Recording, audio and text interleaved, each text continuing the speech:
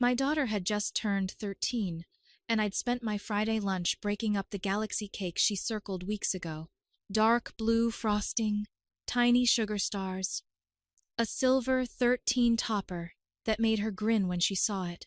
We had purple streamers in the living room, a playlist she made, and a table full of pizza rolls and cut fruit because she doesn't like greasy fingers on her drawings. The cousins were jammed around the table. My nephew Oliver was front and center, with that restless energy he gets when he knows adults will clean up after him. I lit the candles. Jessie tucked a loose strand of hair behind her ear, cheeks pink up to her eyes. Everyone started to sing. She took a breath to blow out the candles. Oliver reached across the table and slammed his hand into the middle of the cake. Full palm. Frosting shot up and out. The silver topper tilted and slid, and the whole galaxy collapsed under his hand. "Boring!" he yelled like he was the MC of some show. A few guests actually chuckled. My dad, Grandpa, let out a little snort laugh and shook his head like, "Boys will be boys." Jessie's mouth went flat. She didn't cry. She didn't speak. She just stared at the cake like she was trying to will time to rewind. My throat got tight, the way it does when I'm about to say something I can't unsay. My hands shook. I put the lighter down on the counter and looked around the room. Oliver already had frosting on his shirt, and no one had told him to go wash up. "Party's over," I said. Calm, not loud. My voice still sounded like it belonged to someone else. "Please leave." The room went still. My brother's eyebrows shot up. A couple of Jessie's school friends glanced at each other and reached for their jackets. I opened the front door and waited. People shuffled, mumbled. "Oh, grabbed purses. Tasha, my cousin, squeezed my arm and started helping the kids find their shoes without making a fuss. Oliver was wiping his hands on the tablecloth. "Adam," I said to my brother, "get him to the car." Dad was still half smirking. "Mia, don't be dramatic," he said. "It's just cake." I held the door open. I didn't trust myself to answer without shaking. Chairs scraped, coats rustled. Jessie stood very small in the corner. When the last person stepped onto the porch, I clicked the lock. The house went quiet, except for the kitchen clock. I took 2 deep breaths in the entryway. I should have known. I should have known this was coming. Tasha hugged Jessie and murmured something nice, then slipped out with her own daughter. I wiped my hands on a dish towel, walked to the sink, and stared out the window at the dark yard. My laptop sat open on the dining table, under a spill of purple streamers. I already knew what I was going to do. I'm Mia, 39, Columbus, Ohio.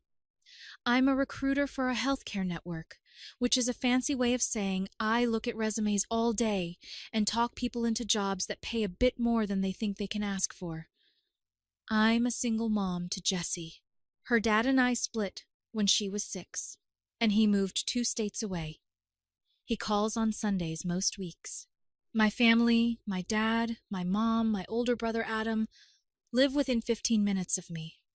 In our family, I've been the responsible one since we were kids. Mom used to joke, if we put Mia in charge of the pantry, we'll never run out of beans. When I started making decent money, it morphed into, ask Mia, she knows how to handle bills. It felt good at first, useful. I set up my parents' electric and internet on autopay from my account when Dad had hours cut one winter, $120 for the electric, $65 for internet every month.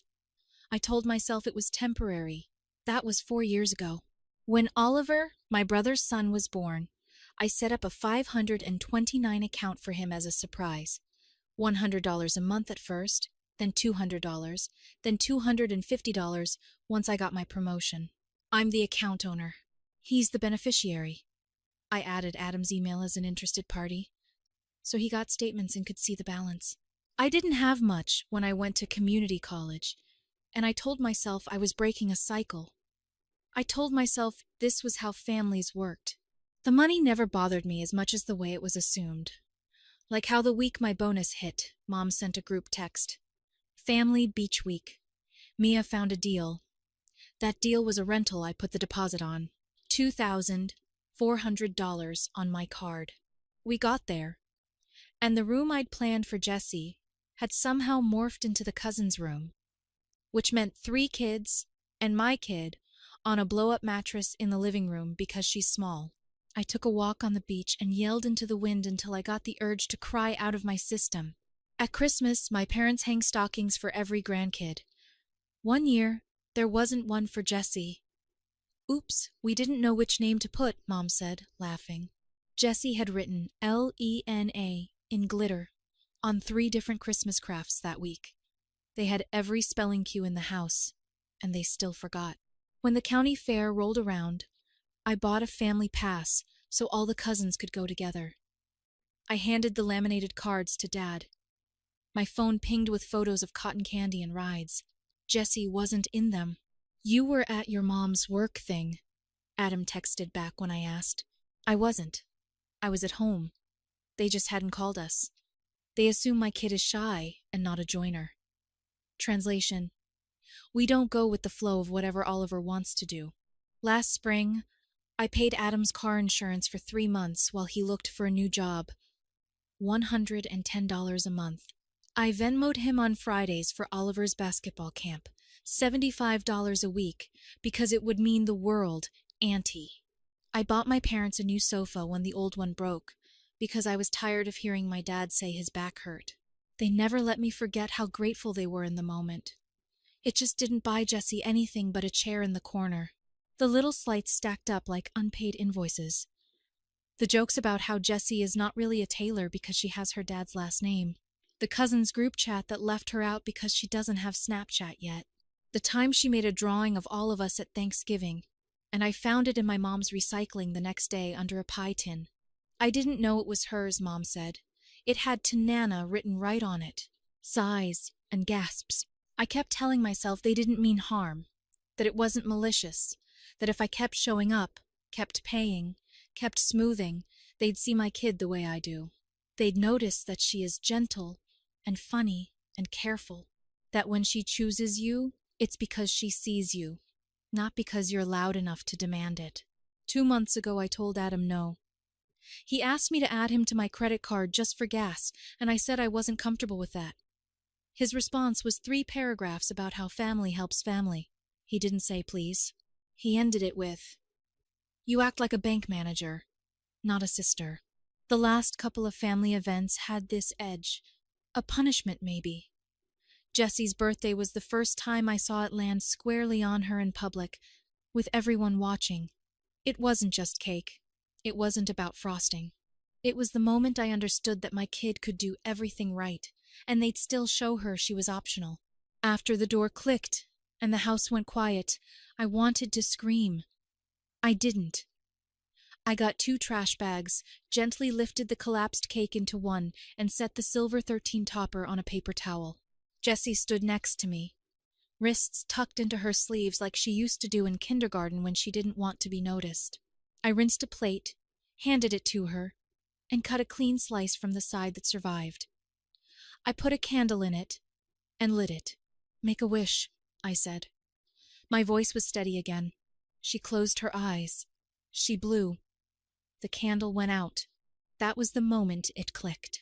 I walked to the dining table, moved the streamers off the keyboard, and opened my laptop. The screen woke up to the 529 tab because I've looked at it every first of the month for 13 years to make sure the transfer went through. College Advantage account owner, Mia Taylor. Beneficiary Oliver, James Taylor. Recurring contribution $250. Next scheduled the 15th. Tasha had stayed hovering in the kitchen, loading cups into the sink. "You okay?" she asked, soft. She's the one person in my family who has called out Oliver's behavior in front of Adam and survived. "I'm done paying for this," I said. "Not just the cake, the whole show." I clicked Manage Contributions. The page loaded slow, like it knew this was a moment and wanted to stretch it out. Edit Recurring Contribution. My bank info was there.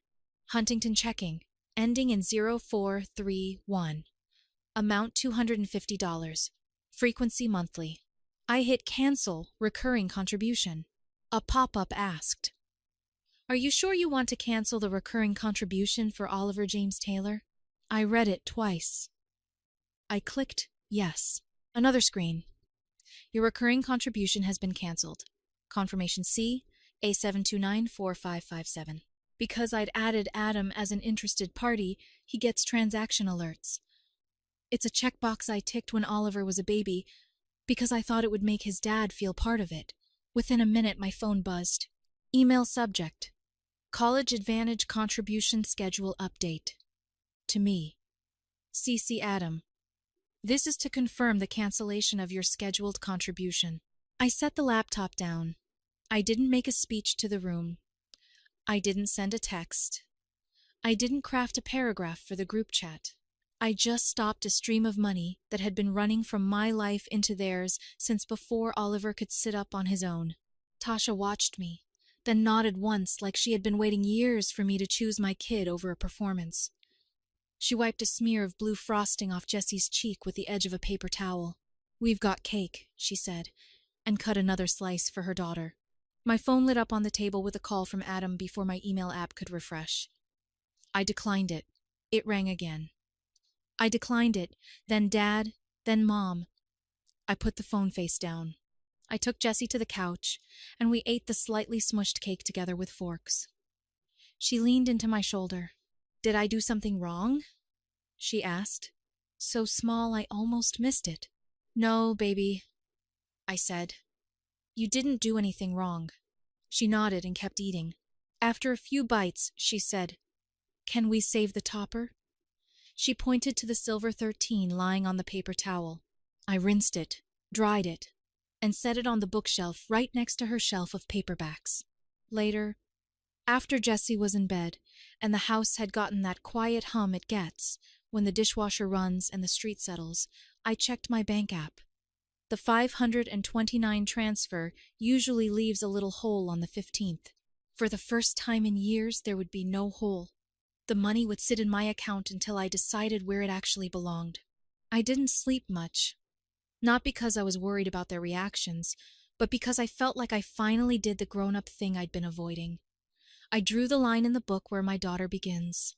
By morning, my phone was a wall of notifications. 5 missed calls from Adam, 2 from Mom, 1 from Dad. The family group chat had 47 unread messages. I made coffee before I looked. Adam's texts were a cascade. "What did you do? Are you insane? You're punishing a child. You owe me a call. Fix it." Then a screenshot of the College Advantage email with "what" in all caps. Then, "You're letting Jessie control you. She needs to toughen up." I typed and deleted 3 responses. I could hear Tasha's voice in my head. "Don't explain your boundary. State it." I called him. He picked up on the first ring. "What is wrong with you?" he said, like an opening argument. I canceled my contribution. I said, calm, "I'm not funding Oliver's college anymore. So you're going to ruin his future because of a cake?" He said cake like it was a slur. "This isn't about a cake," I said. "It's about how you all treat my child. I won't fund a family my kid isn't part of." He huffed. "This is vindictive. You know I can't afford to make up that money." "I'm not your backup bank," I said. "You're off my accounts." "You signed up for this," he snapped. "You've been doing it for 13 years. And I changed my mind." I said, "The money is mine. The choice is mine." He started to ramp up, voice getting louder, the way he does when he's performing for Dad. I didn't stay on the line for that. "I'm hanging up now," I said, and did. Mom showed up around noon with a grocery store cake and a shaky smile. "We can do a little redo," she said, standing on my porch like it was a sitcom. "No harm done. Your father didn't mean to laugh. It was nerves." I opened the door only as far as the chain. I hate that I have a chain. It felt melodramatic and necessary at the same time. "Mom, we're not doing a redo with you." She blinked. "Mia, don't be like this. Oliver is a kid. He's spirited. Don't call me dramatic. Don't call him spirited. Not in my house." She shifted the cake to her hip. "We didn't forget Jessie's stocking last year on purpose. You always bring up old things."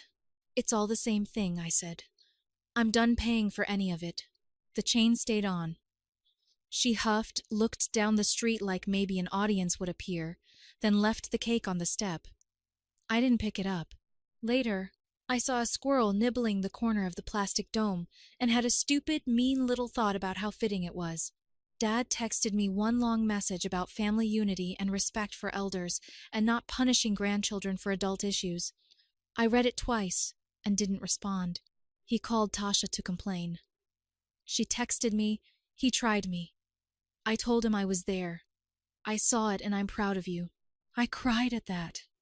Not big, heaving sobs, just 3 tears that slipped out while I sat at my kitchen table with my coffee going cold. Jessie's friend group texted her to ask if she was okay. 2 of them came by with bubble tea and a hand-drawn card. Inside, someone had written, "We love your boring." Jessie laughed at that.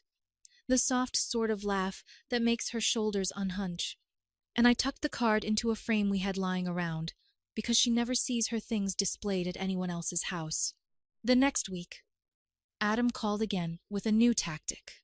"We can pay you back," he said, voice suddenly reasonable. "Just restart it, and we'll cover the difference until we're caught up." "I'm already not caught up," I said. He owed me for car insurance, and 2 months of the electric bill I had absorbed when Dad forgot to send me money. "I'm not taking IOUs. I'm not starting it again. So what? You're done with us?" he asked. "I'm done funding you," I said. "You can come by and see Jessie if you can be kind." That's the door. Mom tried last. "We love Jessie," she said. "You know we do." "Then treat her like it," I said. "Hang her drawings, get her name right, make space for her, and stop asking me for money." She was quiet for a beat. "Your father is very hurt." "I know," I said. "I'm tired, Mom." After that, the group chat got quieter. Photos popped up from Cousin's Day at the trampoline park that we weren't invited to. There was a bowling night, a Sunday barbecue. The old ache rose in me, wanting to be in the room, wanting Jessie to be in the frame. But I didn't give in to it by sending money. I didn't send a passive-aggressive text. I didn't craft a clever comment. I kept the boundary and kept my mouth shut. A week later, out of the blue, I got a text from Oliver. It said, "Sorry about the cake." No punctuation. I stared at it. He's 12. His father is the adult. I typed, "Thanks for saying that," and set my phone down. We did a do-over party the next Saturday, with the people who actually show up for Jessie. 3 girls from school, Tasha and her daughter, my neighbor Dana, who always brings real fruit and not just gummies shaped like fruit. We spread a tablecloth on the dining table, and Jessie decorated store-bought cupcakes with little planets she sculpted from fondant. She put the silver 13 topper on a cupcake like a crown. We sang. Nobody interrupted. I didn't leave chairs empty on purpose, but there were empty chairs. The absence sat there in the corner like one of those silent dogs in a painting. Nobody mentioned it. The girls shrieked over a card game. Tasha told me a story about her boss pronouncing quinoa wrong in a meeting. Dana helped me wash cups. I breathed easier than I had in a year. After the kids left, Jessie taped the hand-drawn card from her friends onto the fridge. She added her own drawing next to it. A little house with purple streamers and 3 stick figures on a couch, tiny forks in their hands, cake slices on their laps. She wrote home in bubble letters at the top. It might be the simplest drawing she's ever done. I felt something unclench in my chest that had been tight since she was born. My parents didn't call that weekend. The group chat stayed quiet. The first of the month came and went, and my bank app didn't show the familiar dip. The money stayed. It was such a small thing on the screen, just a number that didn't shrink, but I felt it. Not like victory, like peace. I didn't make a grand speech to anyone about why. I didn't write a manifesto. I put the silver 13 back on the bookshelf next to the paperback Jessie is reading. When she finished her homework on Sunday, we walked to the park, just the 2 of us, and sat on the swings without talking for a long time. The sky was the same kind of blue as that cake had been. I can't fix my family. I can't make them see what they don't want to see, but I can stop paying for my own child to be erased. I can make our house the place where she's never optional, where her name is spelled right, where her cake gets eaten instead of smashed. When the next holiday rolled around, I sent out exactly one text. We're hosting pie and board games at 3 if you want to come by. If you can be kind to Jessie, the door is open. No one came from that side. Tasha did. Dana did. 2 of Jessie's friends did. We had enough pie. At the end of the night, Jessie put her little home drawing into a clear plastic sleeve and slid it into the front of a 3-ring binder she uses for school. She wants to be an architect. She didn't say it like a plea. She said it like a plan. I tucked the receipt from the grocery store, cake mix, purple candles, a pack of star sprinkles, into the kitchen drawer where I keep birthday things. It sat on top of a pile of old invitations I won't use again. I closed the drawer and turned off the kitchen light. The house hummed. The boundary held. That was enough.